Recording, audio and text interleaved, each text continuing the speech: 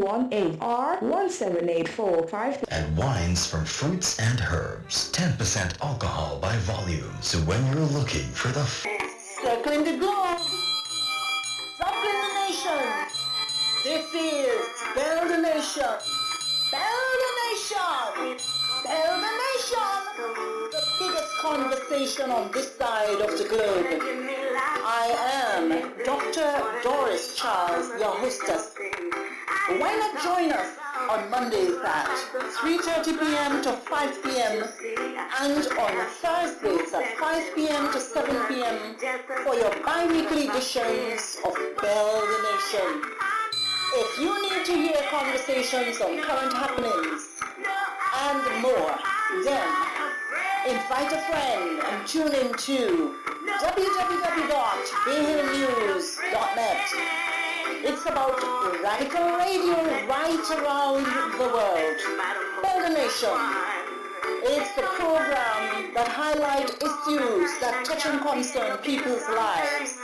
It's about the how, the why, the when, the where, the what, and the who of benevolence, education, jurisprudence, legitimacy, down to earth, no nonsense, affirmative action, talent, and training. It is informative. It's about opinions and, of course, nation building.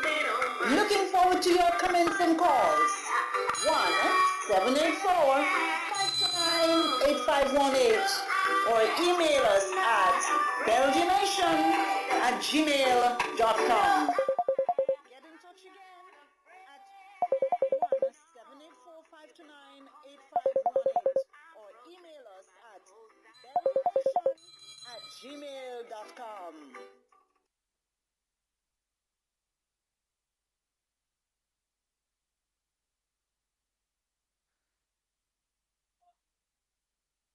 Hello?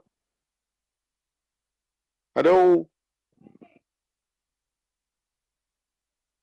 Hello?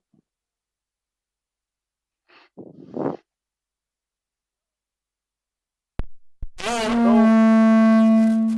Hello? Good afternoon. Hello? Good afternoon. Good afternoon. Any program on us yet? I about to start the program. You call the same time I link in the program. Oh, sorry. Okay, then. All right.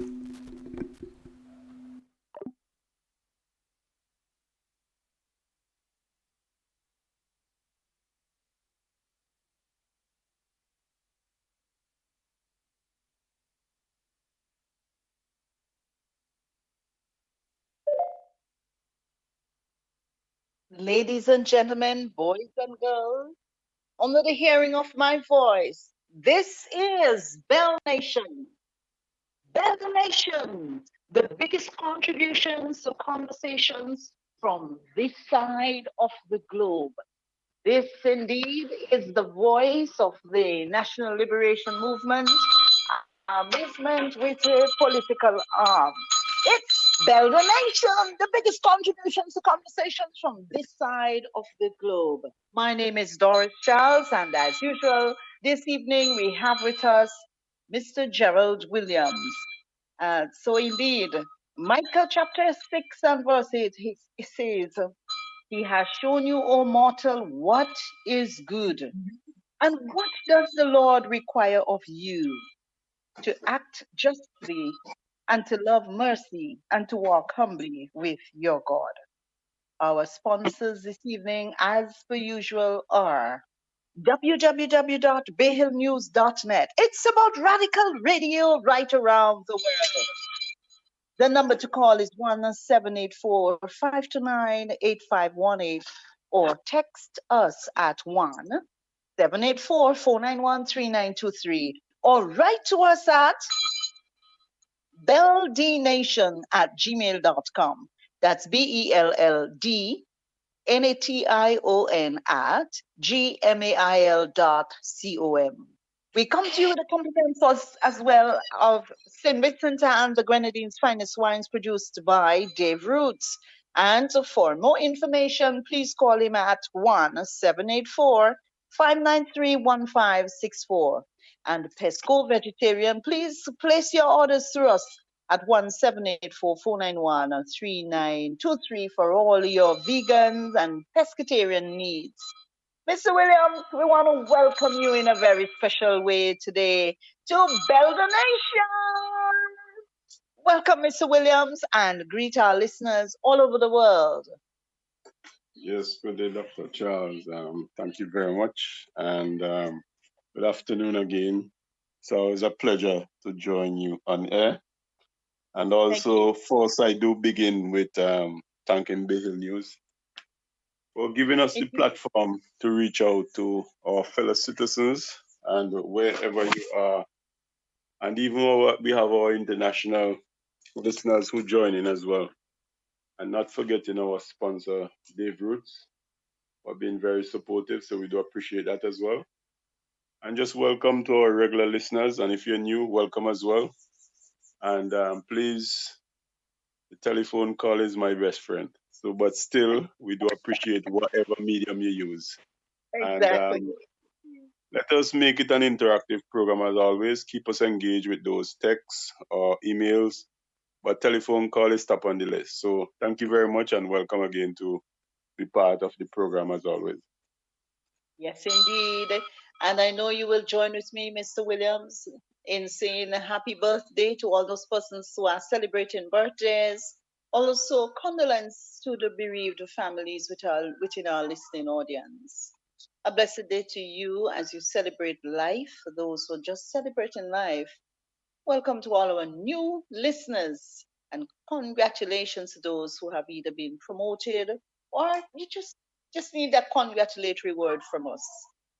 We also want to express congratulations to the St. Vincent and the Grenadines Teachers Cooperative Credit Union as they celebrate 45 years of existence.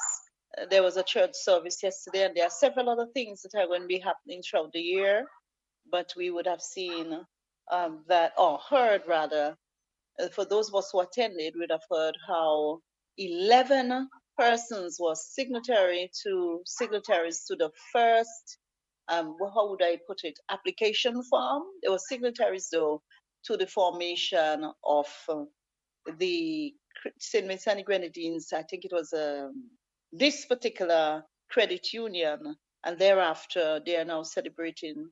From 11, you have now what? Over 13,000 persons who own buildings, other assets, and several branches in Barley and Canawan and Beckway and so on. And there's another branch that is scheduled to be open in Chateaubriand here on mainland St. Vincent. So we talk about a plus for decentralized activities. For 45 years, this particular credit union has now reached over $100 million mark in assets. And for 45 years, again, we congratulate them for, just being there for us. People helping people. Of course, there are other credit unions here in St. Vincent and the Grenadines, and we have benefited from them too.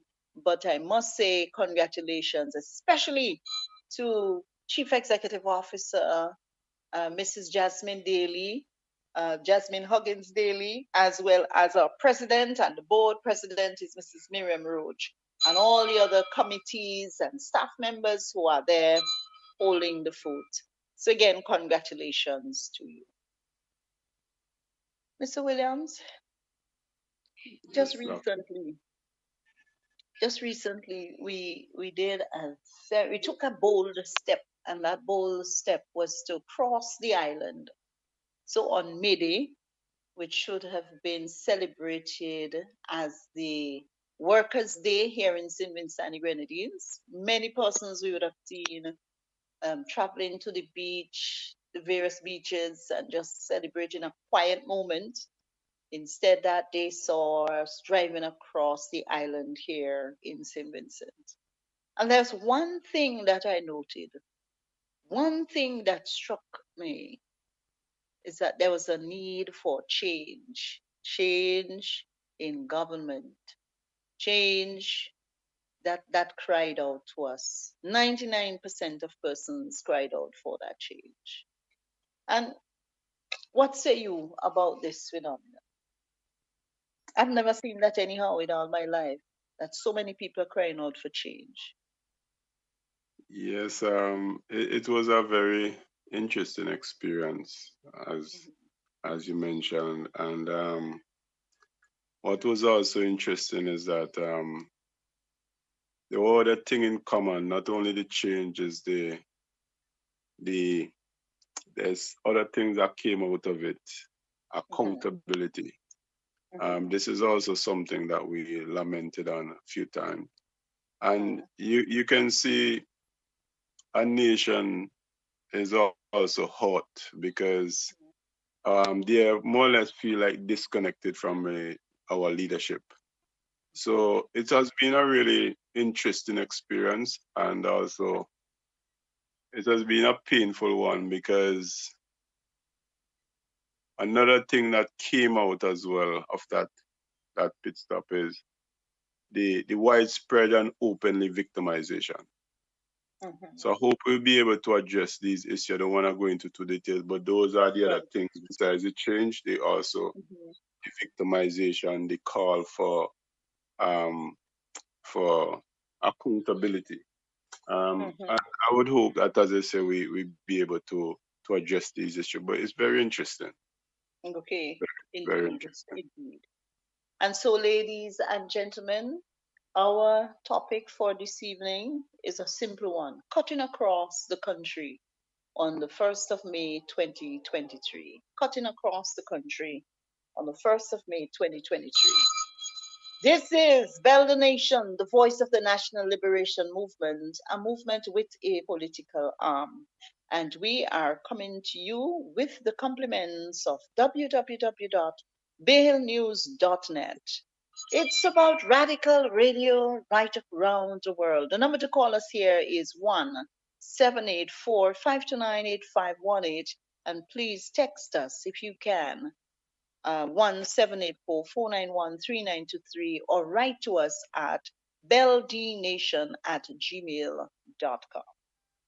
We come to you as well with the compliments of Pesco Vegetarian. Place your orders through us at 1-784-491-3923, or and St. Vincent and the Grenadines' finest wines produced by Dave Roots. And for more information, please call 1-784-593-1564.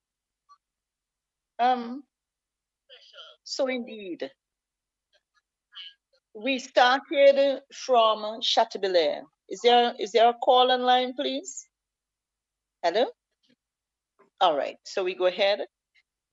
We started from Chateaubriand in the northwest, and we had a number of persons who stopped us on the way and began deliberating on the current conditions that exist here in St. Vincent.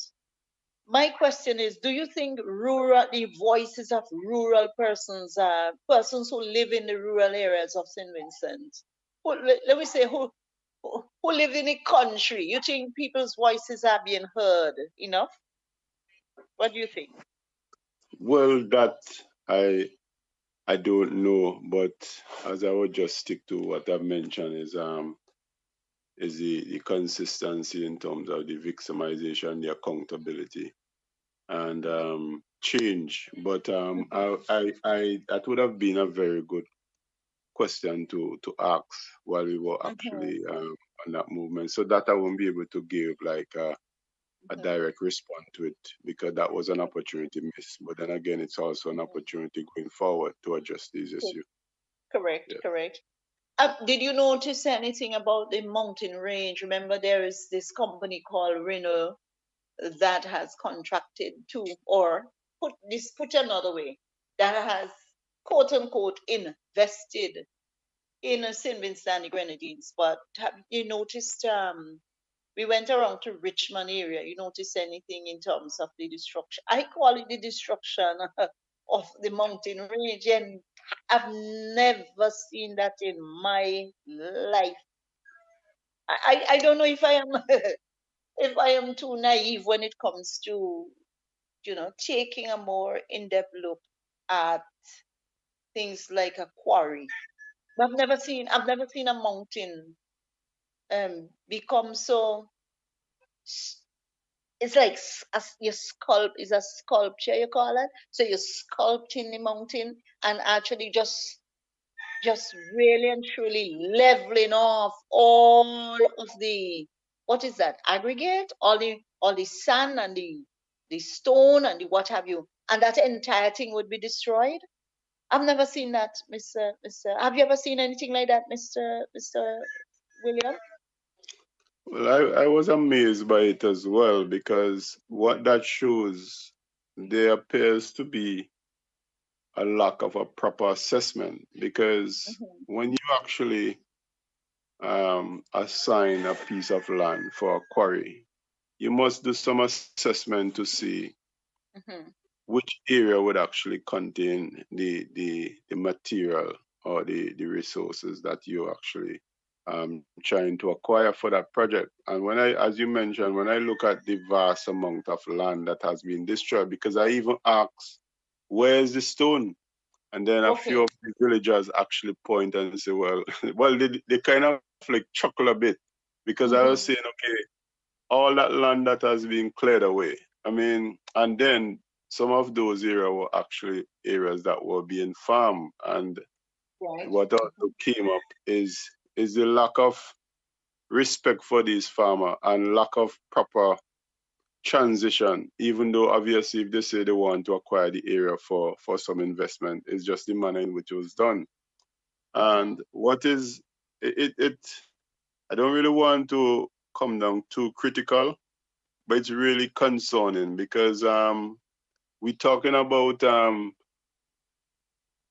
global warming and we're talking about climate change. And when I look at the destruction of years, because those land and where they're situated, if they mm-hmm, have been farmed, because I haven't seen it before, the actual demolition of that area. But if those area haven't been farmed, that would have mm-hmm, been natural habitat that has been there for maybe several decades or even maybe a century. And mm-hmm. within a few days or weeks, that has been totally destroyed by machinery. And that just shows you that it's not only lack of respect for for the local community, it's also, it seems like it's actually a lack of preparation because you must assess the area Hello? to see exactly what area have the material that you need. It doesn't appear so. So it really concerns, and I think this should be something that really need to address because climate change is affecting us vastly.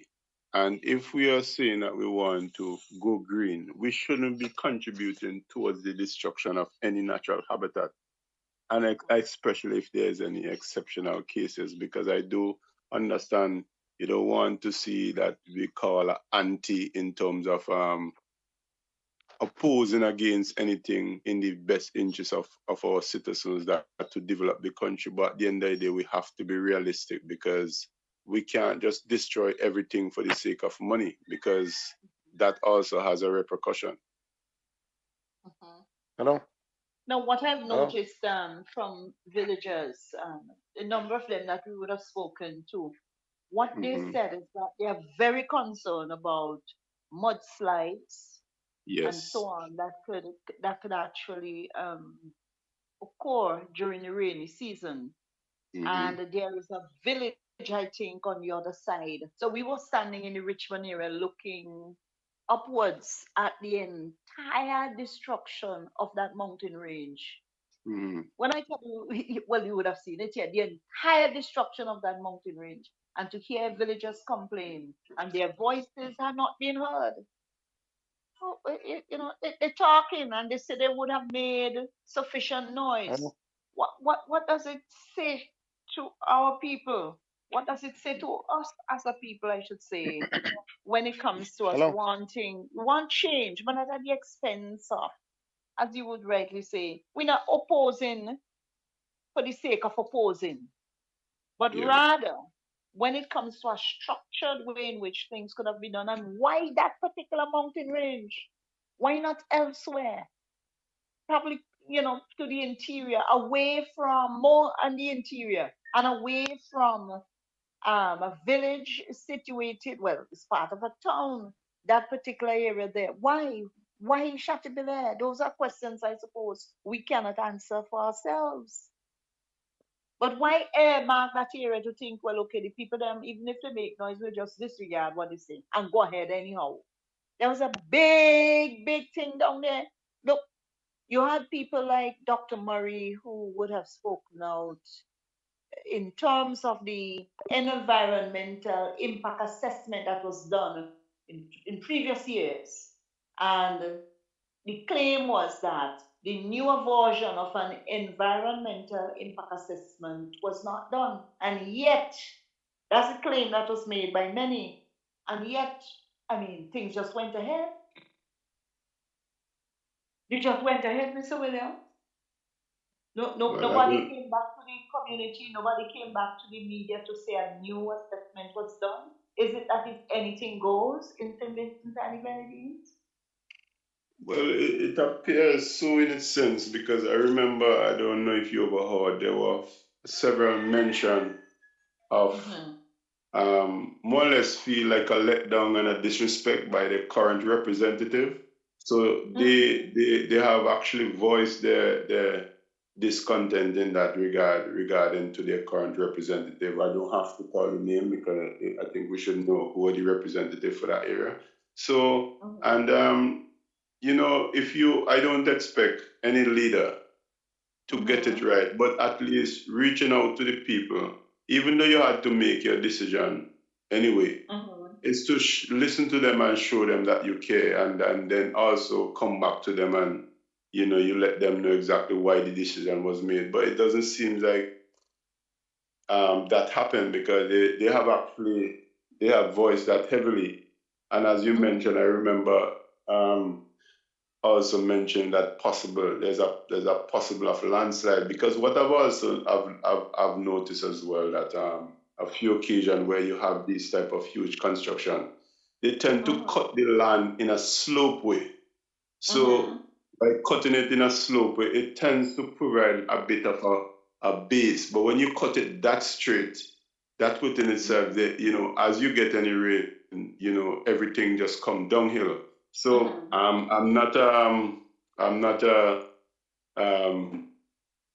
an expert when it comes to quarrying. I'm a layman just myself. So, but one thing we can't deny, before we even get to the export level, we all have what we call common sense, and sometimes we don't need to be an expert to actually see something that can actually be a possible problem or unsafe for people. So sometimes I know we have to give respect to the expert that go out there and study, but we can't ignore common sense, because before we build these institutions, our ancestors were more connected and they were more in tune with what's going on, and we can't call them dunce because I think they were more in tune with nature.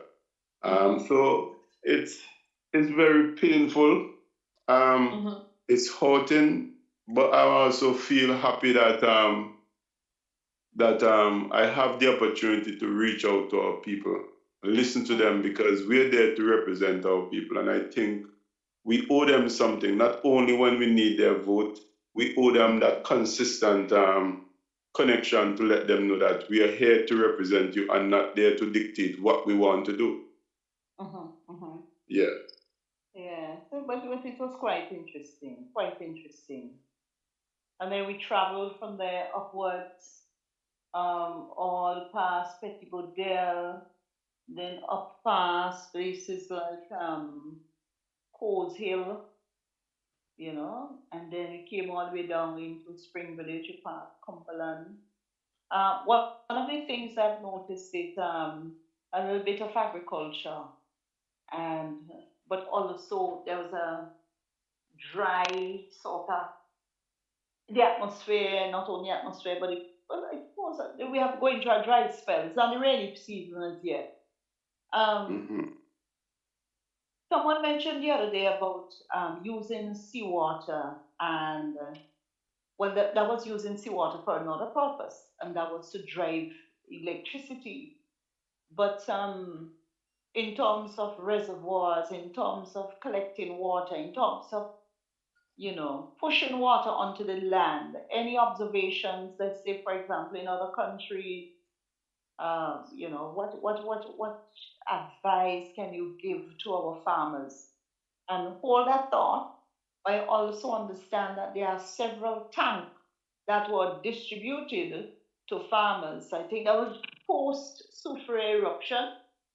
Those tanks were distributed. Some persons complained, they said they didn't get any. But I am seeing several tanks scattered throughout St. Vincent, many, many homes. They have those tanks. I did a little check myself, and nothing is in those tanks. You just have a black tank sitting either under your downstairs or someplace else. I've even seen one or two of those tanks that were sunken. They had this, well, not a slash, but a big sink, a big dent, I would put it this way, in them. And in other words, in a situation that they're not usable. Now talk to me about that. We have tanks that were sent here. Don't know who sent them, but I know hundreds of tanks are in this country, mainland St. Vincent. And I am told from another good source that they were sent for the purpose of helping us with our water and rationing of water throughout this land. And if farmers are in need of those tanks, how do we make the connect? Your observations. Well, again, I think the easiest way for every community, each community will have their representative.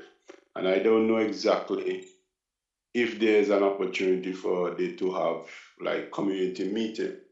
So I would suggest, because every constituency has a representative, whether it is the current administration or opposition. I know it will be an uphill battle to, as an opposition, to acquire any help or support from the government.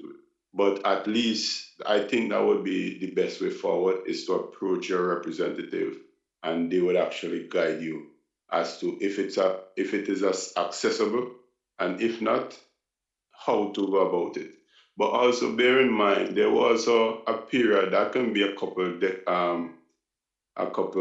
decades back, where I know citizens had actually ordered tanks from Trinidad. So also let's also not be minded that there are people who have gone out personally and acquired these tanks to assist, especially during the period where you might have limited access to water, or you'll have to actually not really ration the water, but manage it at certain times when water will be available. So there are citizens who I know who have actually, there were a period where those tanks were a prize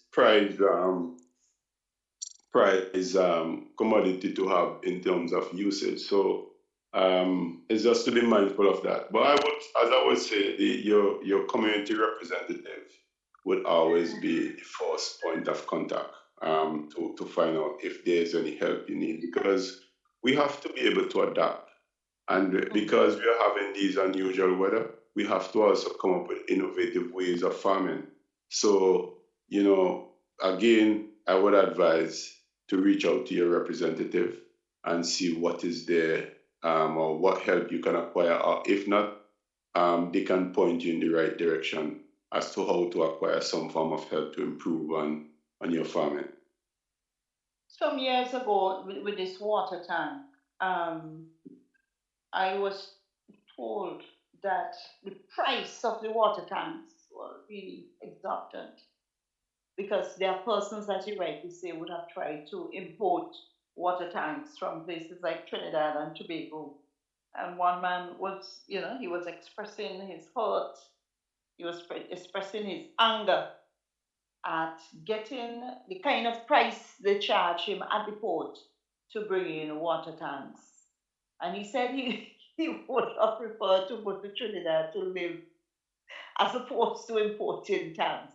I was, well, not laughing, but it's the manner in which he was saying that. But what is hurting me is that there are tanks that are lying in a particular area here in Sydneyton.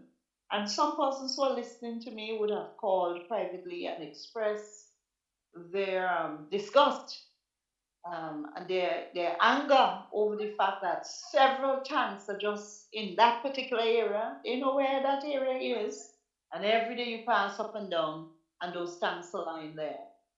It seems to me as if this resource, the resource of the tanks that were, these tanks that were sent to St. Vincent, seems to me that it's only along partisan lines, politically partisan lines, can a tank be given to you.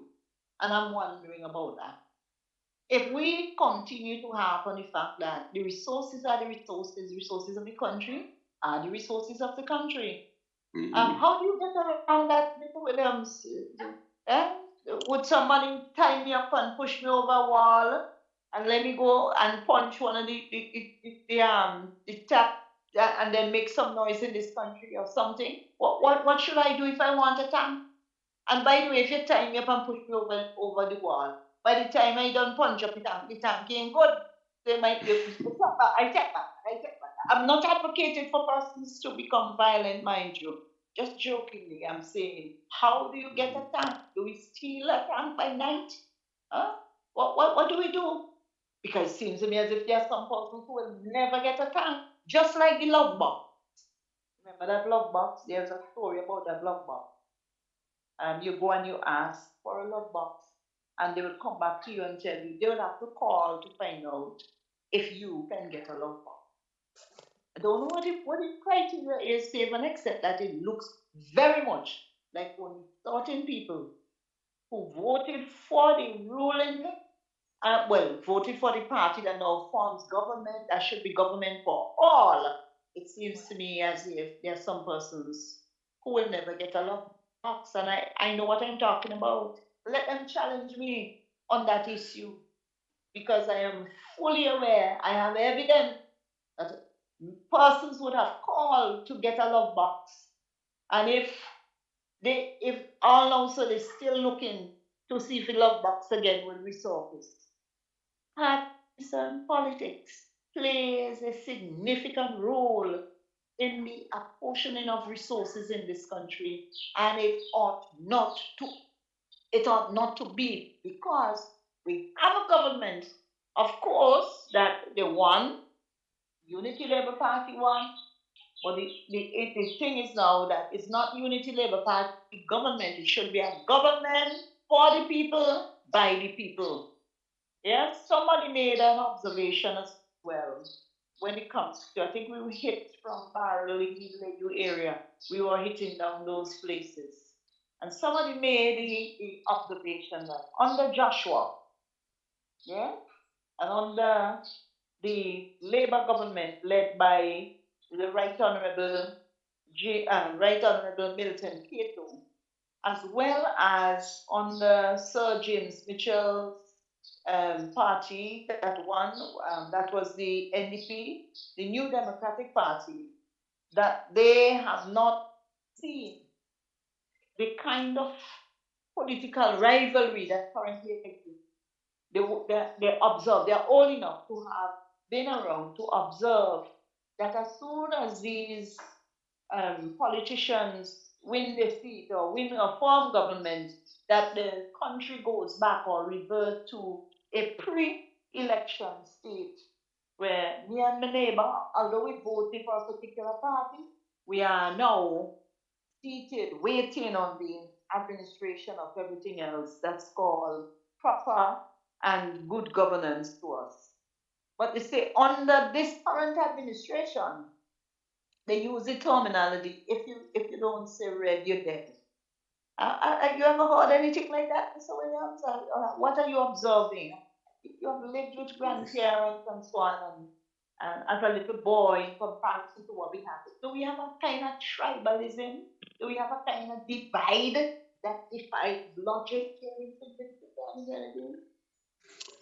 You see, what I've seen, the changes I'm seeing now is very frightening, because what I've seen here, it's it's an administration who appears to function by division, and that it's a very deadly route to travel.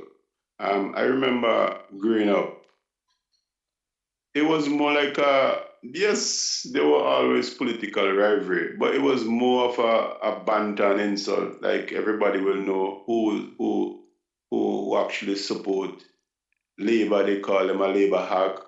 And then those who support NDP, they say Kidonki. I don't know if there's a slogan for Mr. O'Neill, the Green Party, but it was more we just call each other name. And I know I'm not going to say there wasn't hostility, but the level of which it at now, and the first time I've heard that, and when you hear it's it's kind of hard to comprehend that this is the level of which politics is. And I only heard that on the whistle stop. I can't say I hear it before. That if you ain't vote red, you're dead. Now, as you say, it's like, it's not to say violence is okay, but if somebody say if you vote red, I break your hand, at least I still have my hand. But when somebody's telling me if you ain't vote red, you're dead, now that is serious. And if we can be, I hope this is not something widespread, but that was the first time I actually became aware of that type of slogan. And you know, we are all one people. And then I also heard that's when we were out in the Georgetown area that there were some of the local few members from the local community. They were saying there were times when whether we vote Labour or whether we vote NDP, we had our rivalry, but not to this extent. And they also were shedding their concern, the shift in how the divide is gone to an extreme that it's not only that you go and vote, but you have to keep that secret. And also, very interestingly, somebody came to me yesterday. I was even shocked because I didn't expect that person to approach me. This is someone who, by wealth, should actually be a millionaire. And I don't want to go into details to what I discussed because it could easily could identify that person. But after they became aware that they were an NDP supporter, they have literally destroyed their business, and that person is at the position of apparently they could either file for bankruptcy or may have to sell, and they are trying to sell, and it is actually difficult. So when you, as a citizen, have been totally victimized due to the fact of your political affiliation, this is serious. And if this is a practice, because I've heard it throughout the campaign, this is something we need to address as Vincentian, because those of us who see it as a badge of honor to victimize your fellow citizens, you should be really ashamed of yourself. Because remember, we have so many ways of saying this thing. The table will turn, or what goes around comes around, or what goes up comes down. So I'm really reaching out. I know my voice may not actually have enough influence, but it is not a nice thing. And how could we get to this level? Because I remember, Dr. Charles, you were lamenting, and we need to go back to be our brother's keeper. And this is where we need to head now. We are not deluded to say everybody in St. Vincent will get along, but we were once a nation that we were considered the gem of the Antilles. I don't know if we still really deserve that title. St. Vincent is still a lovely place, and there's serious issues out there. So I felt honored to be part of that whistle stop, and honored to have an opportunity to connect with people that I may not have actually connected with. And they were happy to reach out to us. Some of them, even as you remember, they stopped us and said, "Are they moving? I want to hear what you're about." And we had to give them that audience. And with that, we giving them that audience, that is why we will be able to get these kind of grassroots information. And I believe this is something that we should actually do more, because these people, and they're elders who are even, I know they can even be my dad easily. to see now they are now coming and talking to you for help, and that's painful. Yeah, I hear you. We will touch on those in a little while from now, but this is Bell the Nation, the biggest contribution to conversations from this side of the globe. We come to you with the compliments today. But the compliments, Bay Hill News Network, that is Bay Hill, www.bayhillnews.net. It's about radical radio right around the world. The number to call is 1784-529-8518 or text us at 1784-491-3923 or write to us at belldnation@gmail.com. And the St. Vincent and the Grenadines Finest Wines produced by Dave Roots. For more information, please call 1784-593-1564 or place your orders for any of your vegetarian delights. Call us at 1784-491-3923 or place your orders through us. We are speaking today about cutting across the country on the 1st of May 2023. And that was a few days ago. And I'm speaking with co-host Mr. Gerald. And this is Bell Nation. Bell Nation, the biggest contributions to conversations from this side of the globe. Mr. Williams, you mentioned some troubling things, real troubling. You said about voting. Voting is Before we go into that, Dr. Charles, not to interrupt, there's one of our listener just mentioned, so we are breaking up. I don't know if you can reach out to management to just see if there's any way that they can look into that. See that the signal is breaking up, so maybe they're not getting a clear reception. And sung out the alarm. I think it's up. Did we have anybody reach out to us yet? It's been rather quiet this evening, so. Yes, it has been quiet so far. Okay. It has been quiet, but at least we just getting into okay, hold on, now that you've spoken there. Yes. There is someone from right here said, why the big boys with the money only have license to plant marijuana and want the traditional farmers to work with them? So the original guys who know their stuff become slaves. That's the plan. So there are other comments that have come in there. So again, why the big boys with the money only have license to plant? And he was responding to one of the slogans we had, and that was justice for the poor, that they were commenting.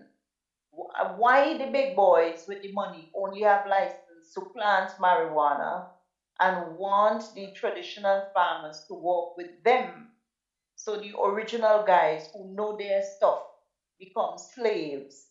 That's the plan. Any comments on that? Well, we didn't come across marijuana plantations per se, but we passed through. Sorry, Dr. Charles. Yes, go right ahead. Right ahead. I said sorry to now asking for our listeners to comment, and now we kind of slightly deviate from the topic. But I'm going to say it without an apology, and this is where you see this program is very important, because this is modern day slavery right before our eyes. I mean, a lot of the time our people we do hear from time to time, I get pushback, because I think by now everybody know that I'm pro-African. And during the enslavement, what they did is basically went and totally take the land from our ancestors. And then your mom might end up become the nanny to look after the children and the rest of us in the fields. And then you might have the chauffeur who might take you around. Now, and this is exactly, and this is painful, because I thank you, listener, for such a say, thank you for really raising that point, because you know how hurtful it is. Today, what we should have also have is amnesty for those people who have been sent to prison solely on a marijuana charge.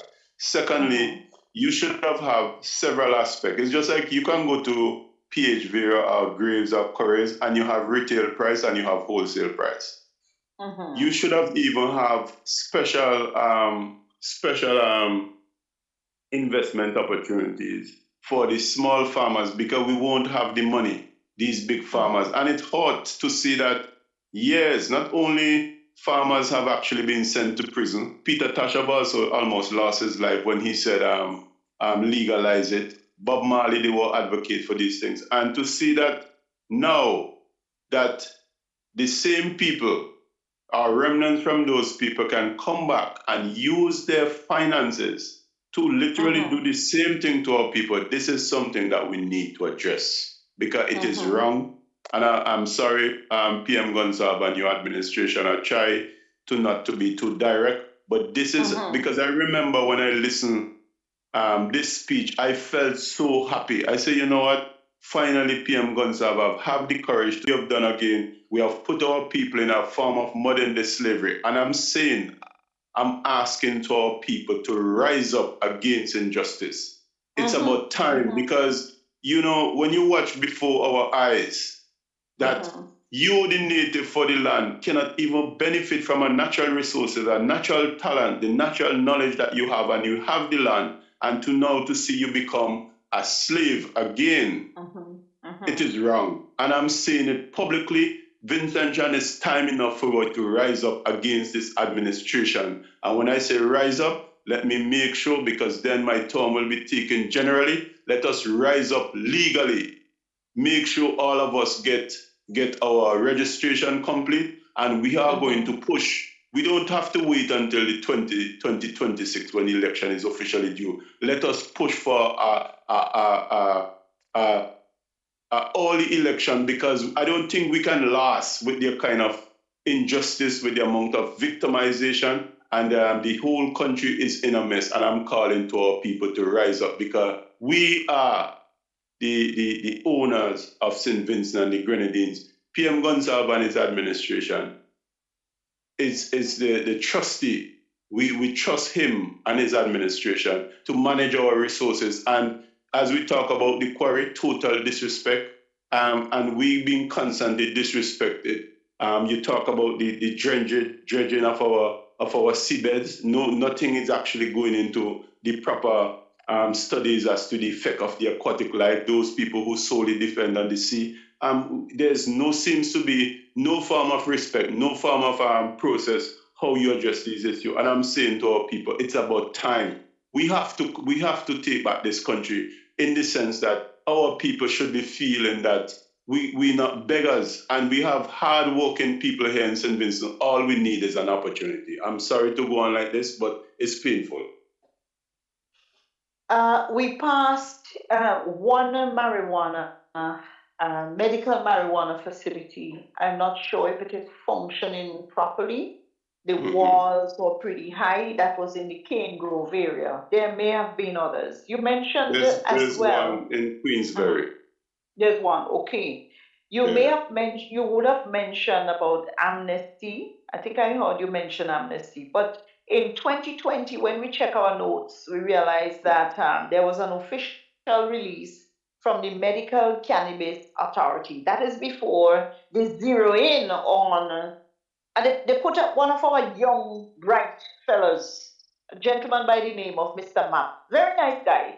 They put him in charge of managing the facility. And they reorganized the act, or amended the act in such a way, or they scheduled to the act in such a way that persons who are able to afford a certain license would be within a certain category. And I think we mentioned that we touched that last year in one of our topics. So that only it's not the traditional farmers not really getting anything, And this is what they call the business system. That ask them why the big boys with the money, they only have license to plant marijuana, and want the traditional farmers to work with them. So the original guys who know their stuff become fake. And that's the problem. That's fun. There was a list of stipulated designated collection of candidates, of course, in possession of who had academic access. So Duvalier, Larry Cadibe, Johnson it is a big ballet de Monron, Walila Bozo, Falls Road, that you call Road, shop there, the end of the A road. month. And it come right For a up month. better Bamboo Square, Lally Mountain, Lay Mountain, opposite the church, Petty by a half, water tank, in Beaumont, Francois Road, with the top of the Francois. Camden Park Gap, to the Mountain Road, to the bed to Carrot Mountain, Look Mountain Road, Bright Mountain, River Mountain, Dick Mountain Road, Lumley Park Gap, Mountain Rain, Coppola, Sunday, oh yeah, above the September Church and Fancy above the cemetery. So folks were asked to bring up everything they have and leave them to look at them. Oh my word. And I understand that you're just going along with it. What is it that tells us that we must remain in a situation that is so docile? I mean, somebody could throw that thing against you, but you were in such an abusive situation that you stayed there for like nearly 30 years and so on. What is it that tells us it is okay? It is, that we need to ruffle each other's feathers. It's all right to be put on our brothers and sisters. Who tells us? Who tells us that the government says so? But who is it that brought it in heads that we are too little, that we are too light, that our voices cannot be heard in any opposition? Who tells us that?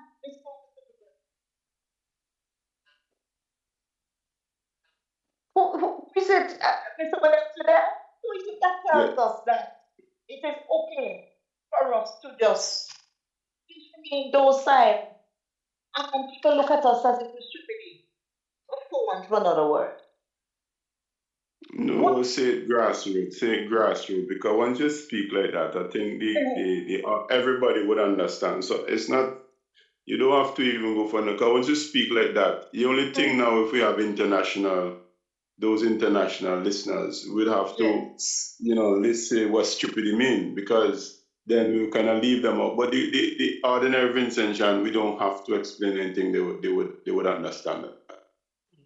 So when it comes to the plantations, you are having person put to become watchmen, and then they start to behave. I mean, so Yeah, this place is not Doris, I hope nobody not coming in the who some of them are and so on. Where is that misplaced loyalty? You go to a supermarket to buy something, or let's forget supermarket. You're going up the road to do some boy, no, come on, tell me, man, no, come on, tell me, man. Who is it that created that divide in our head? Who created it in our head to say, okay, we must chop up our brother and our sister? Recently, there was some talk in the news that how people, it had some fellows who will, I don't want to use the word kill, but it was said, kill to keep a pretty woman. And who is it that drumming inside of our head that we think must be this way? Why is it that there is this psychological pressure or twist on our head to hate our neighbors and our friends? Who tells us that it must be like this? I don't know if you could answer that question, Mr. Winter. well, there's two type of programming. There's direct programming and there's subliminal programming. The subliminal programming is where you have hidden information that gradually it can, and again, I'm not saying that we as adults aren't responsible for our action, but also when you talk about programming, it carries a subtle tone that it gets into your subconscious, and before you know it, it's just the same like sometimes if you constantly hear a song, one day you find yourself start to hum part of it, And if you hear it repeatedly, you can even know that song without even taking up the actual written words and recite it for yourself. I have to choose my words carefully. Direct manipulation is direct. I don't really need to actually go into that. But one of the things I keep asking myself is that is the approach in which our law-abiding officers now become so hostile towards our citizens. Now, don't get me wrong, we can't allow someone to disrespect a police officer. But one of the things we also have, a police officer is vested with a power that everything don't have to end up in violence. Everything don't have to end up in an arrest. You can use your experience and you can talk to someone or warn them. And what you can also do when you get back to that police station, first you have every police officer should have a pocketbook in their present. They can make a note of the name of the person, the time when they warn that person, and then when they get to the station, that can be transferred to the diary that on such and such occasion, I was off duty or I was on leave dispatching this area on X or Y time. This had happened and this is the action I took. But let us be real. If Dr. Charles, you and I had issues, we cuss, and I know you're better than me. And then, you're pushing me button. Last time me and you clash, you end up hit me a slap. I looking now for time to slap you back. But if I hear they say, boy, Doris gone and get gun, I am not going to think about slapping you back. But me say, boy, she gone and get gun. I watching she harder. And most likely, I don't have to happen, but most likely, I might think about having something that can match the force that you now have. And what I'm asking, I know time have changed. Is it necessary for our policemen to be so armed and aggressive? I mean, is there any other approach than to always constant aggression? I was in Chateaubriand last week, like the last Sunday, and the discussion came up that I understand the force that was used against that local citizens was excessive. I don't want to take it over to another level because what I understood, and I say what I understood, that this young man, he was even shot by the police previously. And how can you justify, if my information I receive is correct, how can you justify shooting someone who is armed with stone against police officers who are fully armed? I have actually had several occasions where I have to deal with very violent people. And I'm telling you, words are very powerful. And this is something I know that the police officers are trained in many ways of approaching citizens. And all I'm saying, I would like us to look into the approach and the hostility in the manner in which our police officers are approaching the public, because what that is doing, I'm talking about the subtle. The point I'm making here is the subtle manipulation or trying to have the public thinking different. So the way we used to approach police, now we know police are armed. It don't have to be, but it can lead to citizens arming themselves. And as I'm saying, we as adults have a moral responsibility, but if the police are armed in the way in which they are armed and the aggression, don't expect the citizens to just constantly stay docile. And as I say, I think anybody could understand what I'm saying. I'm not saying that we have to go out there and get a weapon, but some of these forces are excessive. And I am saying it again, I know from experience, our police officers are well trained. And all I'm asking, there are many other ways we can diffuse this situation that always have to take violence and taking someone's life that could have actually been dealt with in a much simpler way. I witnessed a woman being cuffed in her face, a young police officer. I think he should be disciplined. And there was this, fiasco when the vendors, some of them came back out on the road, and it's the way in which they began handling the situation. I happened to go into Kingstown at the same time and madam in the woman's face because she was talking. And I do not know if she touched him first or he touched her, what have you. And one cough in that woman's face, young man cuffing an older woman, when she appeared to be older than him.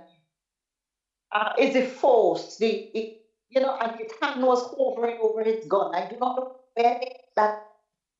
So I'm not saying that in every situation that the police officer must not serve and protect us. But in some situations, I don't know what there. You see that and that our citizens generally speaking are remaining as good standards. But if they are well trained, look again, I come back to the issue with mental illness. The guys who were killed, yes, one I think was in the Scotland, northwest of the country, and he was shot. I think he was brandishing a cutlass. Somebody called for the use of a gun. You see, in a small island developing was that should have been far advanced, far more advanced number of ways which handle the situation, have what is known as a of affairs that speak volume. Yes. And the citizens are afraid to talk. And we cutting across the country already. That's exactly what they do. They come in, they talk, they say, but you can't name, and they name such and such. Why? They're afraid that they are coming, or their aunts or uncles or whoever it is will be victimized. Even though they are not working in a particular institution, even though they are not working in a particular organization, for government, because we are all so connected in the state, family, family this, family that, you find that is another situation. But what back to subliminal programming? There was a word, a set of words that I used. Is someone online? Okay. Yeah. It's subliminal something in this. The difference between owning your country, if you say own your country, that is far different from own your campaign, own your government. See? Own your country, you're owning the resources of the country. When we all jumped up to own your campaign, own your government, they say something far different. What that has done is to crack open in our inside our shop, the psyche, and that translated to the social beings that we are, the Christians that we're supposed to be, the whatever. But if I own my party, if I own my government, then yes, there's something wrong with me.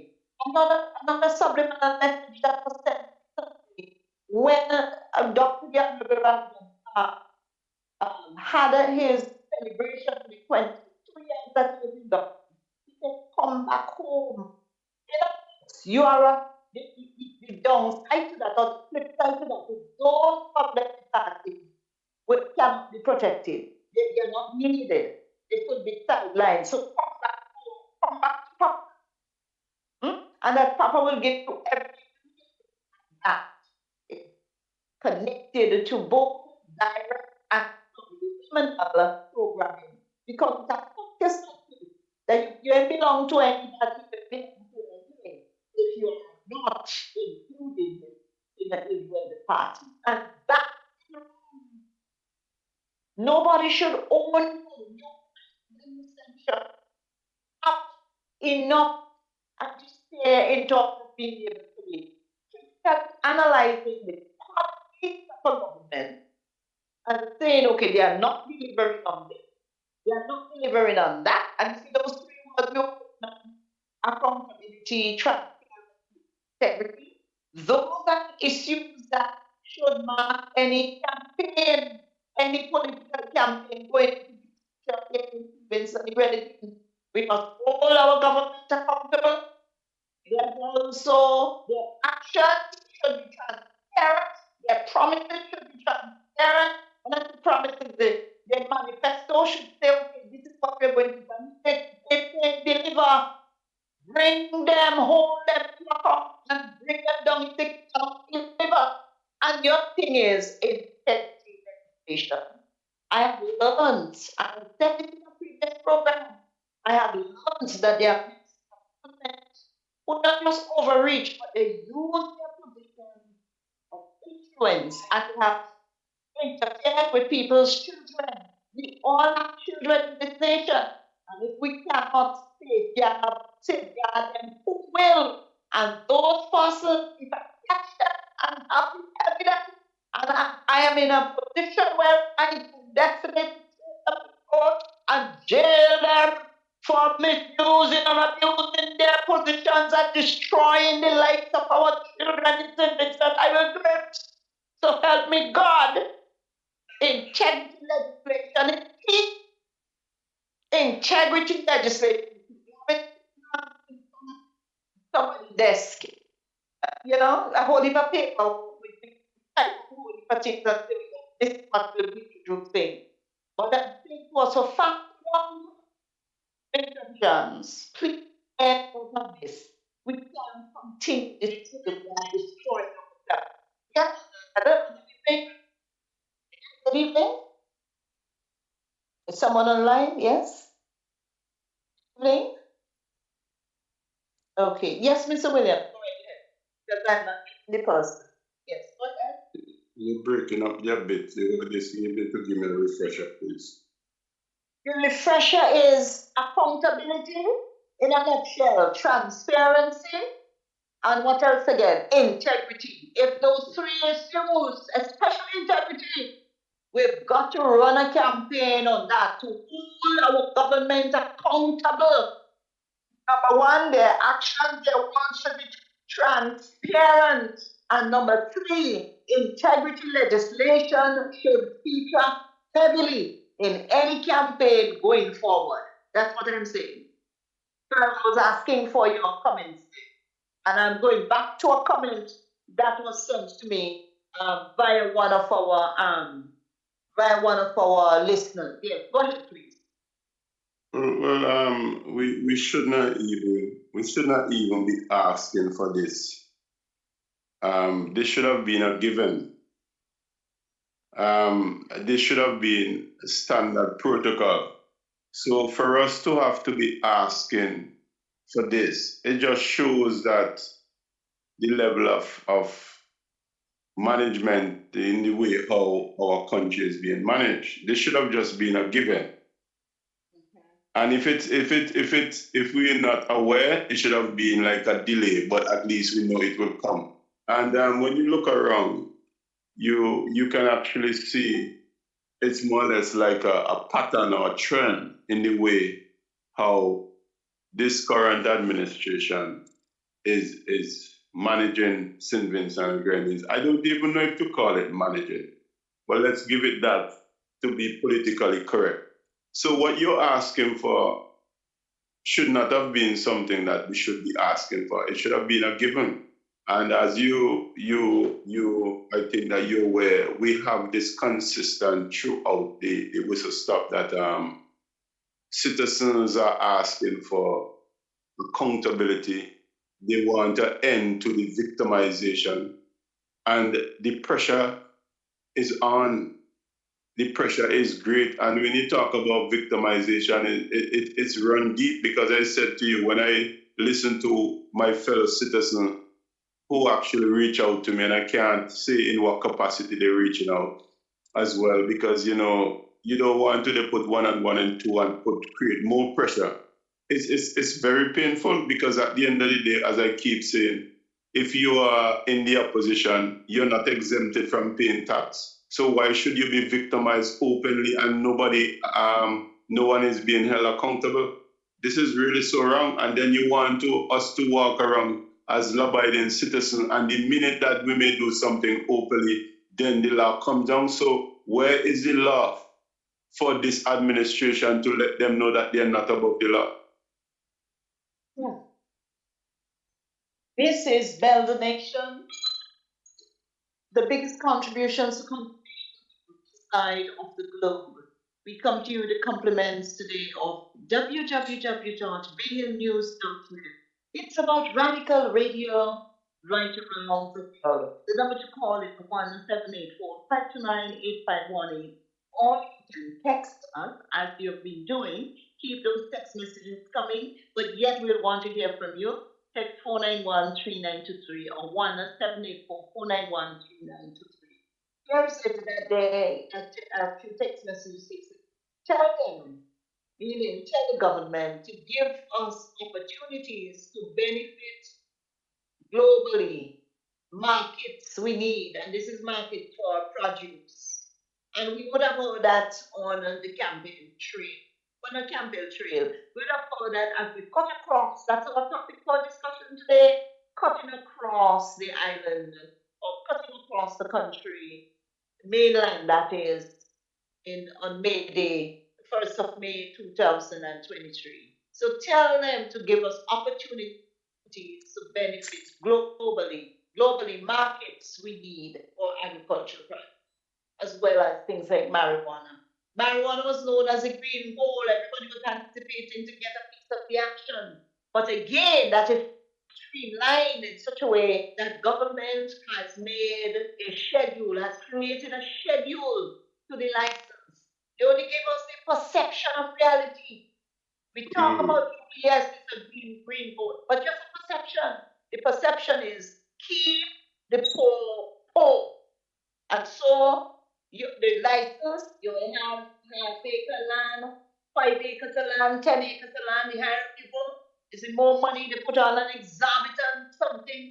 You have like $1 million and something in terms of certain licenses and so on. And the poor man feel it. The poor man feel it.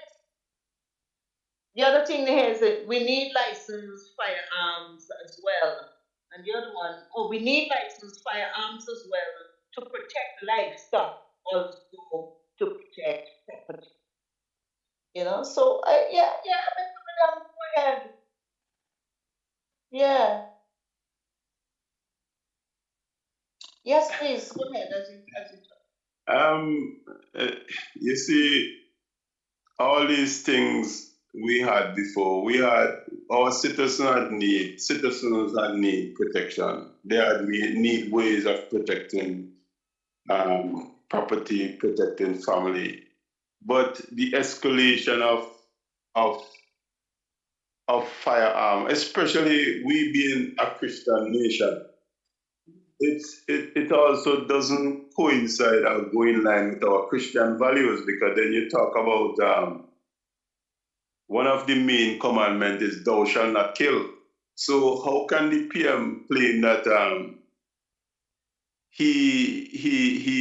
because when you listen to his last speech, he mentioned about certain quotes from the Bible, and he appears to be a leader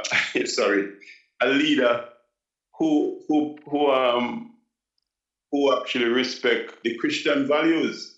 So then if you have now a increase in firearms, now I can't remember of any time a firearm is issued to a citizen to pick coconut or to pick mango. A firearm is issued for killing someone. So I'm not deluded to say that we should take away everyone's firearm, but I'm asking myself, is this the only way we can address our issues?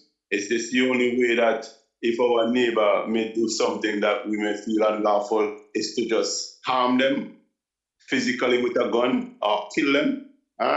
This is where now I need the audience to come in and give us your 1 to 3, because it's just 2 of us here and we are just trying to spark issues that is affecting us us all, and we need your support. So I hope before the program, someone could even throw something in, because Dr. Charles and I don't have the answer. Yeah, thank you. We are providing a platform whereby we can engage, and we will continue to do this for as long as possible. In the Christian world, you say you tell people about the love of God, you show them about the love of God, so that their blood will no longer be on your shoulder. In the political world, we're fighting for the political soul here of this nation. We are telling you so that in years to come, you would sit down. I hope it's not yet, but months to come, you'll sit down and say, with Doris and Gerald and them in the talk. It's true. Boy, if we only know, oh boy, me glad me stand up and me take action. So we are telling you so that you can take action. The number to call is 1-784-529-8518, or text us at 1-784-491-3923. I want us to listen to something here that I picked up. When defining governance, remember we're talking about governance of the country, away from this partisan politics. Forms of procedure was Max Weber's famous characterization of modern democracy in a book called Economy and Society. And when it talks about the Weberian bureaucracy as an ideal type to which, we are hoping, it is highly corrupt, neo-patrimonial states will eventually conform to all of it. And the states might be useful to review Weber's conditions. Why am I bringing up Max Weber? He's one of the theorists here that we are discussing about modern bureaucracy as we know it in St. Vincent and the Grenadines. There are 10 points the man made, and I'm wondering, is the bureaucrats personally free and they're subject to authority only within their defined area? They are organized into a clearly defined hierarchy of offices. Each office has a defined sphere of competence. Offices are filled by free contractual relationships. Candidates are selected on the basis of technical qualifications. Bureaucrats are remunerated by salaries. Their office or the office is treated as the sole occupation of the incumbent. The office constitutes a career. There is a separation between ownership and management. And the last one is officials are subject to strict discipline and control. Why am I bringing up the procedural measures here? I was reading when it comes to defining governance as a government's ability to make and enforce rules and to deliver services, regardless of whether that government is one that is democratic or one that is not democratic. And so there is a reasoning, because democratic accountability is excluded from the definition of governance, because that is treated differently and elsewhere. But we are looking at governance and democracy all through our talk as we cut across the island on the 1st of May. We're talking about accountability, we're talking about transparency, we're talking about things like integrity, and that again is integrity is one of the principles of our national liberation movement. So we talk about pragmatism, and we talk about, meritocracy, and we explain those terms, and we will go into them at a later stage. at another program. But then we go back to these procedural measures, and some of them we are seeing within the bureaucracy in our small island developing state. The national liberation movement is about changing mindset. It's about helping us to refocus. Yes, some people say, boy, there is already talking, me not think nobody not changing. Here's something, let me pick out number 3. Each office has a defined sphere of competence. How does that relate and translate to us here in St. Vincent and the Grenadines? We have some officers who are competent within their particular field. You may have a civil servant who is very good at statistics, but because he would have raised an issue in some other area, he is transferred from the statistical unit. Now, I'm not saying this has actually happened there, but I'm making a point because I want to shade the persons who have been transferred for making an objective analysis of somebody else within the governance structure. Each of us has a defined sphere of competence. But if you move somebody who has a defined sphere of competence, let's say, as I was talking, statistics, and you put them to sweep in another area, what is it that you would do to that particular office? And you bring in somebody who really know not much. Not much about statistics because they love the party, they really love the party and they're loyal to the party. You bring them in and they are there in that particular tested issues, time-tested issues, with a competence sphere and define each office as a defined sphere of competence. What can that do to a department if you bring in a loyalist, a party loyalist? When you move one that has a certain level of competence and you put it for sweep or you put her to sweep over yonder and you bring in a loyalist to the party, how can that really shake the office to which they were brought in, and what does it do to the overall development of policy within that area? Yes, Mr. Williams.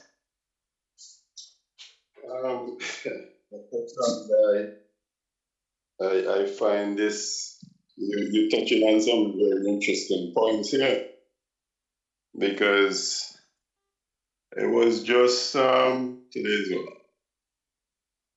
Thursday. I think it was about Tuesday afternoon. I was journeying home on a minibus, and I was amazed by an overtake that the driver did. And if another minibus had only came around that corner, it could have been a very, very nasty accident. We could have, all sorts of things. I don't want to exaggerate, but all sorts of things could have happened. So I speak to the minibus driver, and there was also a police officer inside the van. So I said, driver, I find that overtaking didn't call for, and what you're doing, you're putting our life at risk. I said, I find it strange that I saw you were attempting to overtake, but I'm doubting myself that you would really want to overtake. I said, if I remain, you've done it successfully. But if another vehicle have come around that corner,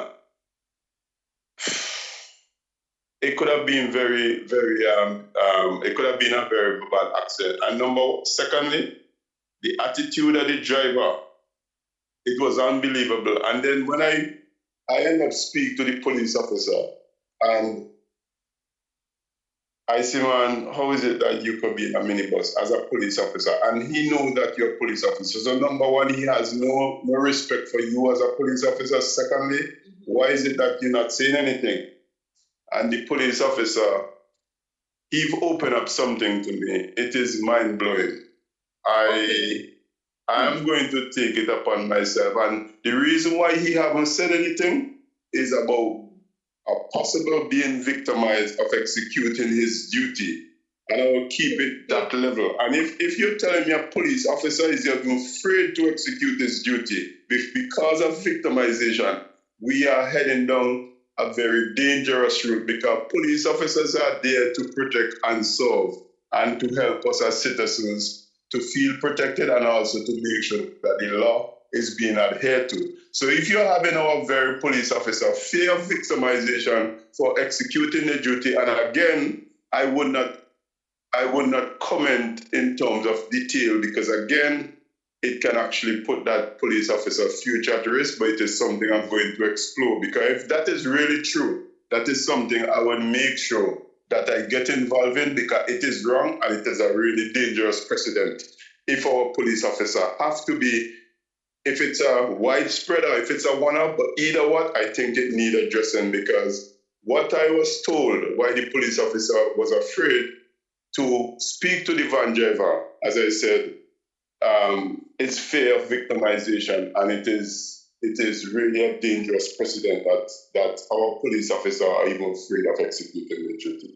And we need to protect them, because without our security, even the very PM would not be protected properly. So if our police officers have to be able, not only citizens are being victimized, if our police officers has to be put in this predicament, I hope, as I said, it is not a widespread culture within the system. I don't think it will be widespread, but any form of victimization for executing your duty, it's something that need addressing, because as I say, one and one can grow into two, and two can grow into three. And I don't expect BELLDNATION program would actually address every issue, but issues like these are worthwhile addressing.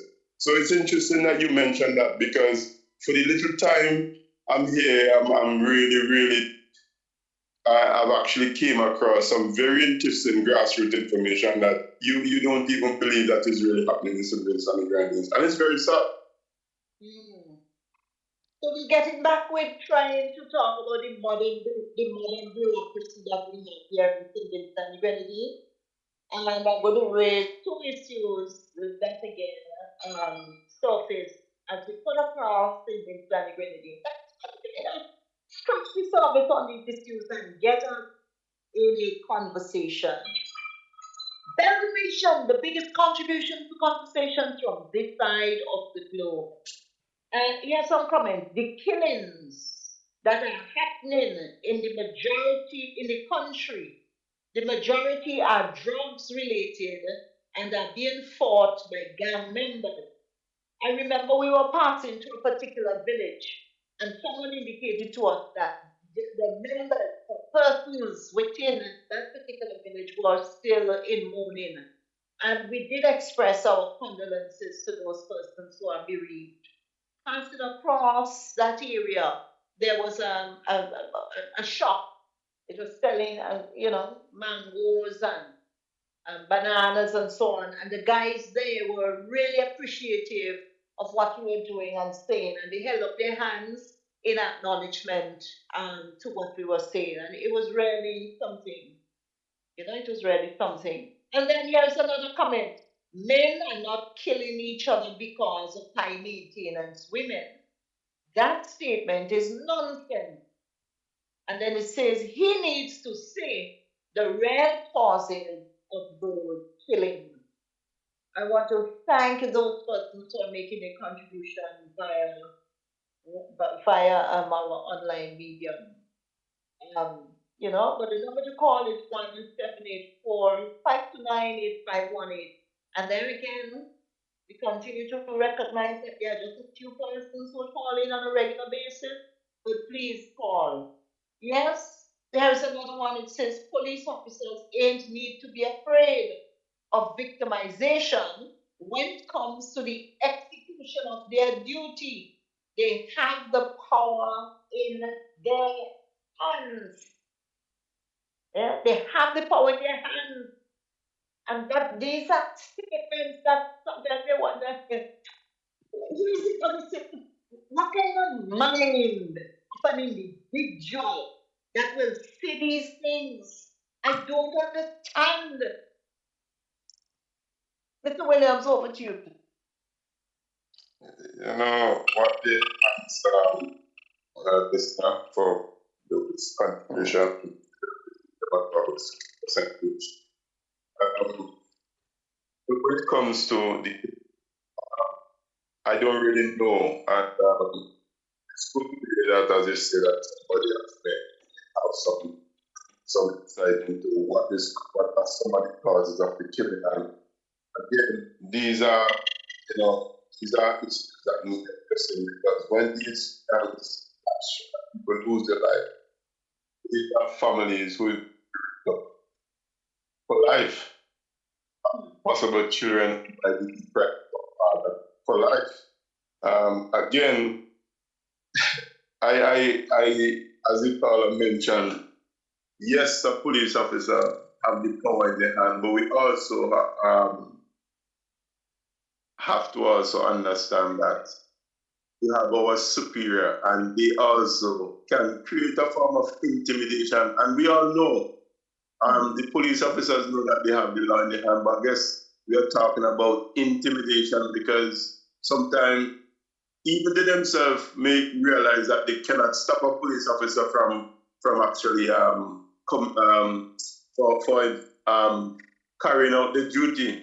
But when you're in a certain form of leadership or managed by someone, they can actually create an atmosphere that makes you feel timid, that you don't even want to or feel confident to execute your duty for many reasons. And again, I don't want to say it on the platform because the sad thing about it, if we are having police officers who are actually afraid to execute the duty because of victimization from the very same organization, it's really scary.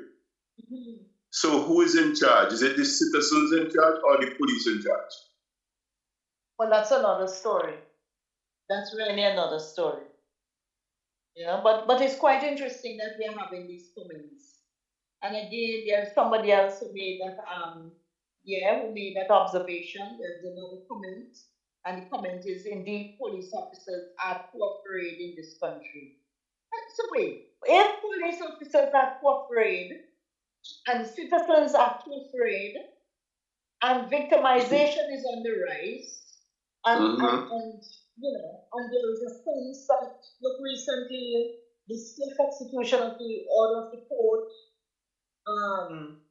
when it comes to Justice Esther Henry and the issue of the COVID-19 vaccine mandate, we saw how that went. What are we saying? That's okay. At the center of governance, at the center of this bureaucracy, there is this fear. There is this iron fist that is ruling us in Vincent. Even this is what we say.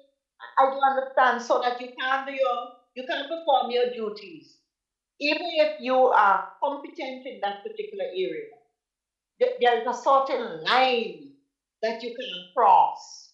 What does that say to us? What does that say to us about us other people?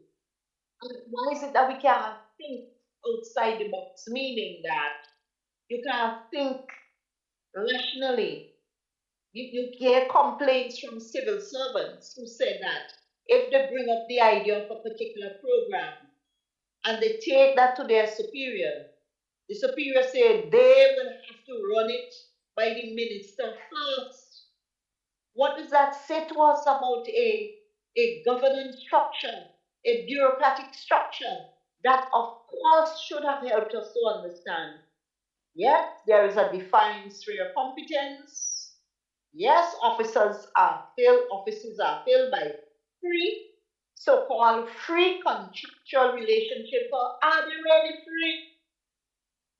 When we contract to be a civil servant, well, in that sense, when we are employed by government to fill a particular post, that we are not really free. The relationship that exists is not one that is free, but then we must run everything by the minister or the head of the department, before we could actually carry out whatever the policy decisions and guidelines that are given to us. Something is wrong there, isn't that so, Mr. Williams? A police officer cannot talk to a driver and say, man, look, stop driving this vehicle so fast. You have me and other people on the bus there, on the thing. What is that, Mr. Williams? What are we coming to?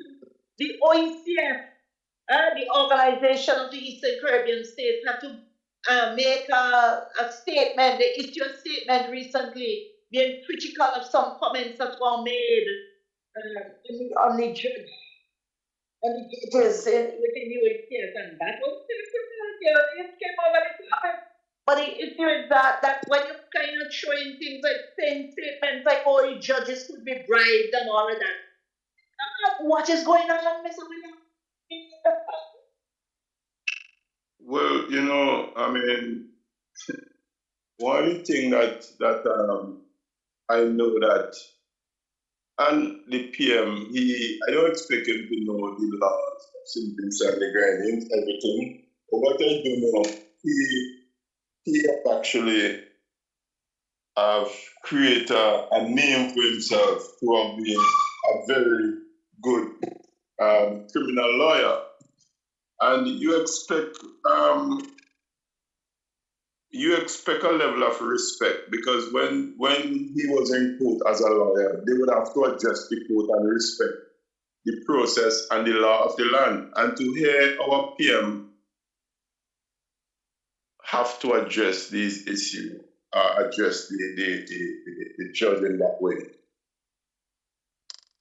I'm just lost for words, because if you don't respect our constitutional law, I mean, how can we now want to have our citizens to respect the same law that you don't appear to abide by? And that is why, if you look at the way our country is headed in a state of lawlessness, I'm not surprised, because it's just like you have the parents in the home and they don't have respect for the children, and the children don't have respect for the parent. I mean, would you be surprised to expect to have a functioning family? No. And it appears to be the same that is happening to us, because if you're telling me our leader appears to have no regard for our constitution, our police officers are afraid, and I'm not saying it widespread, I'm telling you about a single scenario. So if we have our police officers, our few officers who are afraid to execute their duty, who is in charge of the country? That's a good question. That's a good question. I pick up something again from my reading. When it comes to integrity and good governance, integrity is a cornerstone of a system of sound public governance. It assures citizens that the government is working in their interest, not just for the select few, and is vital for the economic prosperity and well-being of society as a whole. And core elements of good governance include transparency, integrity, lawfulness, sound policy, participation, accountability, responsiveness, and the absence of corruption and wrongdoing. Some years ago, somebody came and they wanted to interview me on corruption in government. And I refused. Because I don't think I was the proper officer to talk about the corruption in government. I sent them to someone who could have done a better job. I was the assistant in that particular ministry. And I sent them to the head. And the head refused on the grounds that if he really exposes the issue of corruption, that he too would have been fired the very next day. And years now. But here is it. The core elements of good governance include the extent of corruption and wrongdoing. I want to, in the next 2 minutes, I want us to look at some of the things that we can do better, and some of the things that we can eliminate, and some of the things that we can curb, because we are living in a society that is diverse with diverse interests, competing interests. Different people from all over the world live here on the island. We are talking about we have a country to build. We're talking about how righteousness exalts a nation and sin is a reproach to any people. Let's start. Ladies and gentlemen, this is Bell the Nation, the biggest contributions to conversations from this side of the globe. I am speaking with one of our strategists and co-host, Mr. Gerald Williams. And the topic has been cutting across the country on the 1st of May 2023. And we were looking at some of the comments, we were reflecting on the journey that we took, a very worthwhile journey. And, it's quite interesting. From Chateaubelair in the northwest to Rabaka in the northeast. So yes, Mr. Webb, those are some of the things we can look at when it comes to good governance and integrity. That's what we're hoping to achieve. The core elements of good governance. It includes transparency. What you want to see in a government? Um, you know, well, I would just say in a specific order. I would like to see an end to the the victimization that has been widespread. And it has always been there. So let me make it clear, the victimization, I am aware of this from the previous administration, from this current administration. So I'm not trying to say, and even during the Labour Party, because now we have ULP.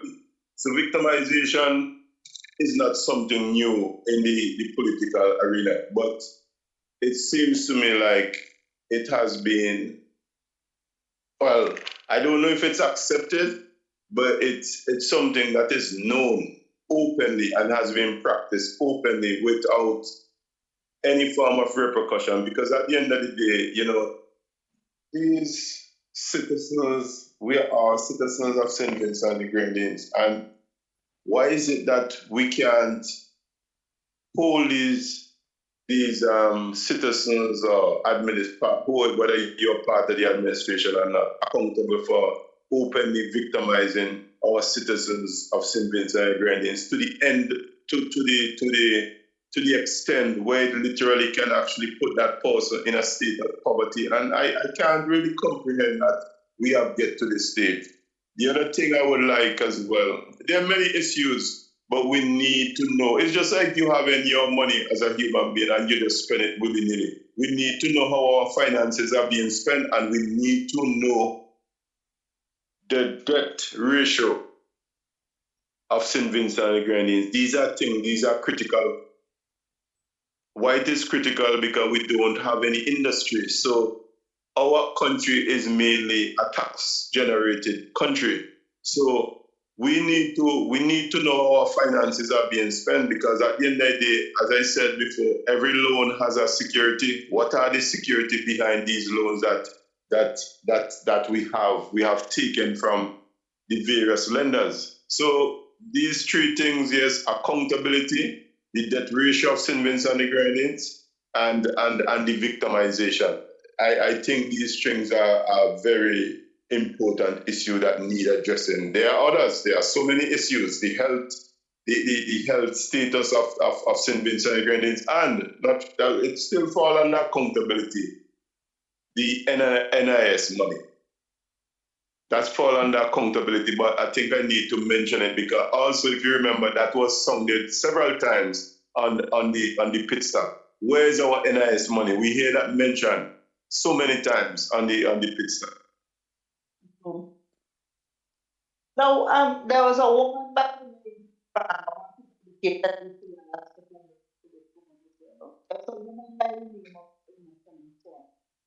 I never knew of her until I was given this for another matter, and someone picked up the phone and called and said, what about Elmer Frank? Corey Jilks and many others would have written about that. But there's a nice piece here from 1897 to 1942. That is where we made the connect with Rebecca. From Chateaubriand, we drove right up to Rebecca. October the 14th, and I'm reading from the TVU.com. You can pick up on that. This was in 2002. So I have this in my archive. October the 14th, marked the birth of one of the most vociferous Afrocentric activists in the history of Trinidad and Tobago and the Caribbean. She is Elma Constance Francois. We've been mentioning her name when I was speaking in the spirit of Elma Francois, that revolutionary, revolutionary, liberationist kind of spirit. In study of the struggle of the African people and in the diaspora to free themselves from European and Arab domination and redefine their existence. It is the women who are the standard bearers of those struggles and are often given less attention than their male counterparts. So you have Sojourner Truth, Harriet Tubman, and Dana Davis. Those are names that we can, talk about. Everyone and her contemporaries give the lie to the myth that about me acceptance of colonialism by the colonized and to the lack of political and social consciousness of women. She was born noble, and if Newton George is listening, well, thank you for bringing this once more to my attention. And Mr. George is the president of the Traditional Canvas Cooperative Society in the northeast of the country. Elma Francois was born in and again, that is in the same area. He received a primary education up to standard 5, and then she worked alongside her mother to a civil farmer. From an early age, she struggled for the betterment of her people. So imagine how hard things were in those days. Some would work, some persons would work picking up and separate the seed. They would receive 20 to 14 cents a day. Others worked as domestic servants, others worked as a husband to factory producing stuff or sweetening. But Elma was very important, and she set about to organize the laborers to remove Benedict to a factory where she worked, of course. She was a New York. And that's what happened to her. She was 5. There are some persons with whom I met at the cross country. And what they said to me is that, Doris, I want to join this national liberation movement, but I am afraid that I will be fired. And I am saying, yes, I am a retired civil servant. I am saying to us, as a people, I'm talking especially to our women folk, why would you continue to sit idly by, hold your hands, and be satisfied with seeing your brother and your sister maltreated, victimized, and pushed aside? You know it is wrong. But why would you continue just to sit and turn a blind eye? And they vote for the white party, so they don't think me to do anything about that. Why would you say that you cannot make a difference? You call yourself a Christian, and everybody knows that you're Christian. Is it Christian in name only? But you go to church on a regular basis and you pray, you read your lesson, you turn around, you read the Psalms, and you see the importance of helping your sister. Is that what you're teaching us? But you say to yourself, I don't think that I can make a difference. And I'm saying to you, women, just like Elmer Franklin would have spoken to me, yet she is dead.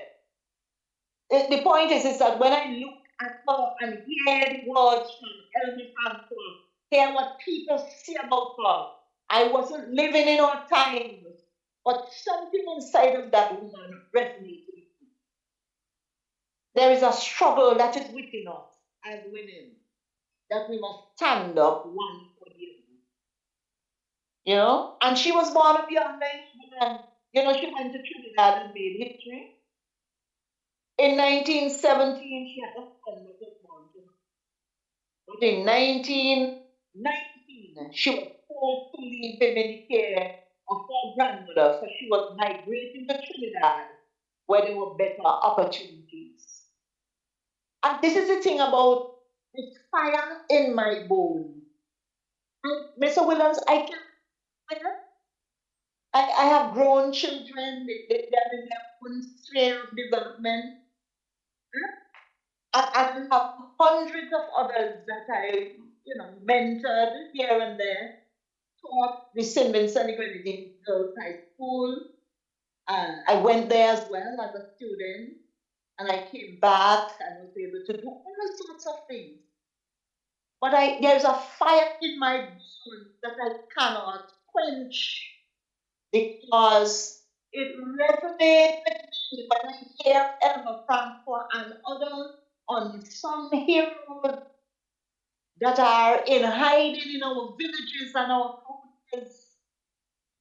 There is something inside of me that is common to all of us, and that is a struggle for relevance, a struggle for not acceptance, to help others to get accepted, to help others to mature to a level of their own consciousness and their own reality. Not a perceived reality, but what is true reality. That I feel hungry the same way they feel hungry. Yes? And people say, well, starve because you're able to get breadfruit. I love breadfruit. Right? You're able to get a roast breadfruit from somebody or some mangoes with a lemon. It goes beyond that. Unless our lives, unless we can come to a consciousness to see, our lives must serve the greater purpose. When that alignment comes in, then that is going to move us. And I am encouraging our women develop in their own mind to a level of consciousness where it is not enough to sit in church, clap your hands, and ignore the rest of our brothers and sisters who are suffering because we cannot make it to heaven that way. It's what drives all. It's a Christian responsibility we have, men and women. Hear the Bible say, see your brother there. Yeah? You're gonna feed him. What if you see your brother inside naked? You clothe him. When he was in the hospital, did you visit him? Those are questions that God Himself will ask us when He returns. I was naked and you didn't give me no clothes. I was in the hospital, you didn't visit me. I was in prison, you didn't visit me. I was hungry and you didn't give me any food. All right then. Somebody will say, but where did we see you? Christ is reflected in humanity. It drives me at my core. Betterment of us as a people until He comes. Cannot be one who, and I'm not saying this to justify where I'm at in terms of being vocal, in terms of agitating for change, but I cannot be one that will just sit idly by and say, oh boy, if me do this, they will hurt me. Oh boy, if me do, no, I have come.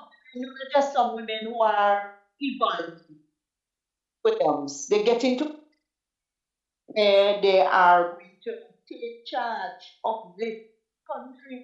They're going to come together and take charge of this country because a lot of our women understand economics better than the men who claim to have degrees in economics and cannot effectively apportion the economic values in this country. Mr. Williams, stop me, no man.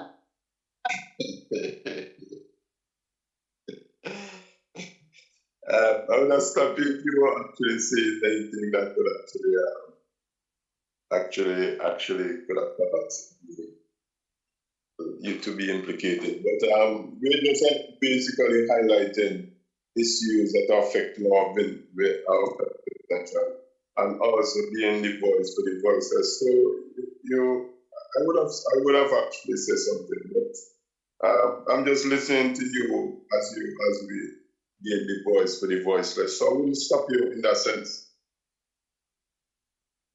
No, when it comes to women, give a word to some more women. I know you have men around who are very vocal, who want to get involved in politics and so on.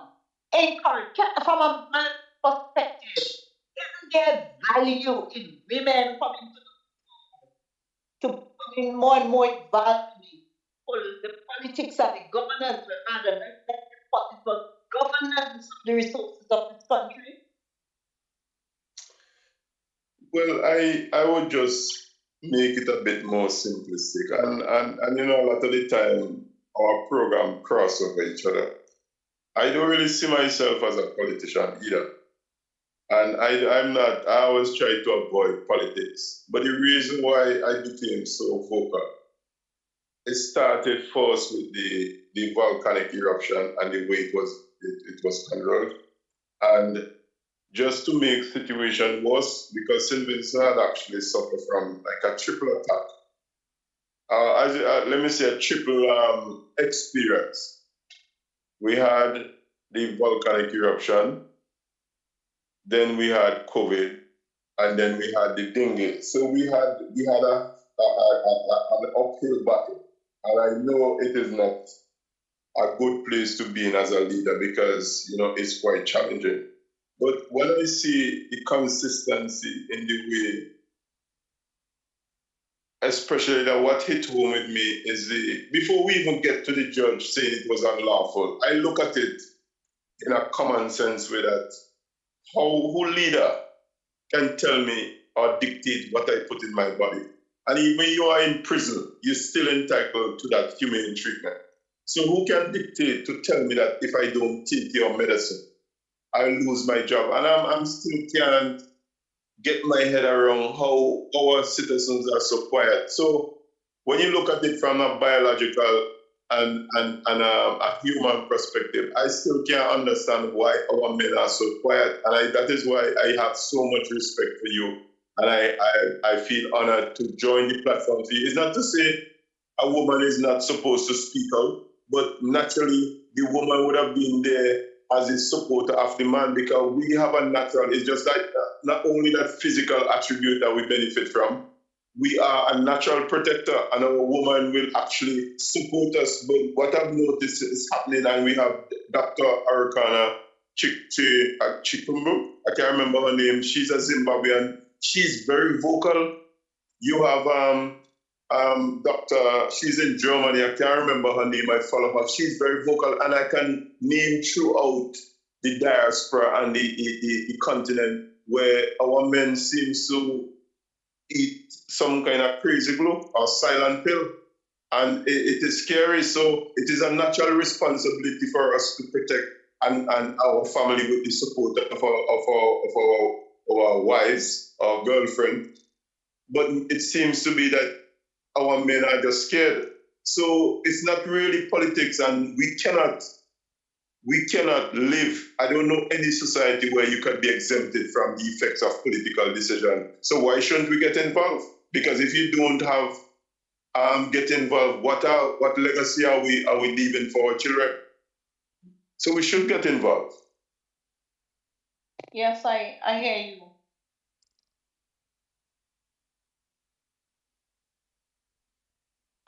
I hear you loud and clear. I hear you loud and clear. African women, we have women within the Caribbean, and we have women here. All of the states, various ethnicities and that. But we also have women here in Kingston and Sandy Grenadine. So those women who have approached me, as you continue to pray and as you continue to make your mind, I ask you that God lead you to place of commitment, because you see, right at Bell, it was God raising the awareness of what's happening post eruption of the Spirit. But the day I never look back. I am saying to you, when you make, don't look back, look forward to the day when change is the Yes, so may God richly. Yes, Mr. Williams, the program, yeah, and interactive session. All of those who would meet this evening. And the call is 1-78518. So 1-78523. Sponsors, radionews.net, medical radio right around the clock. Sponsors as well. For vegetarian and Vincent and Grenadine wine produced by Gabriel. And we wish you a very pleasant evening as we say as usual. We are showing you what is good. And what does the Lord require of you? To act justly and to love mercy and to walk humbly with your God. So Williams, have a very pleasant evening. And good Thank evening, you very Doris. much.